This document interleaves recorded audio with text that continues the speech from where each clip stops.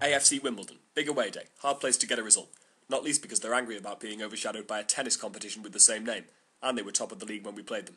New balls, please. The day started off at 7 a.m. We had to get the train to Liverpool because you can't get a train from Southport to London. We boarded the London train at Lime Street and took the mick out of Tom's horrible bright orange retro jersey that he wore not because he lost a bet, but out of personal preference. We arrived at Euston and got a taxi to our hotel. Upon checking in, we immediately regretted paying to stay there. It was creepy and haunted, and probably played host to a murder or two. The man at reception looked like a dodgy cross between Freddy Krueger and Sarah Jessica Parker.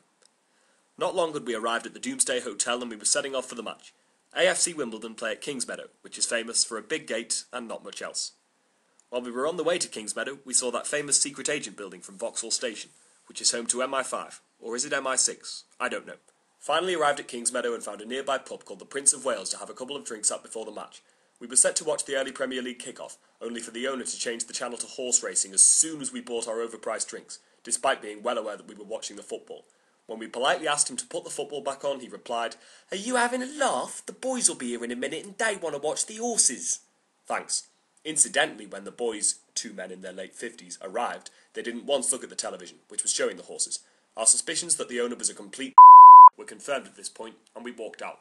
We got to the ground and went into the fans bar for a pre-match pint, got a few chants going, purchased a programme, and then headed for the away end.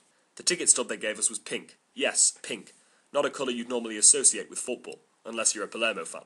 Or maybe an Evertonian. The match started. We should have had a penalty for a blatant handball in the box. It wasn't given. Then they scored. 1 down at the break. Gutted.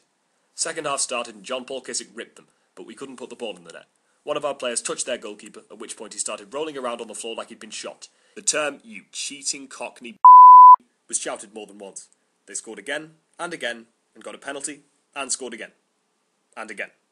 Full time, or in this case, game, set, match. Lost 5-0. Gutted. Got the tube back to the Doomsday Hotel and went for a night out in London. It was memorable because we couldn't get into any nightclubs in a gang of 5 and had to split up. We finally got into the Rainforest Cafe nightclub. We had to tell the bouncers we played for Southport, but it worked. I don't know how. There were fish tanks in the nightclub. This was weird. We stirred for a while before realising we were on a night out and carried on getting drunk. Anyway, woke up and checked out of the Doomsday Hotel and got the train back to Southport and went home.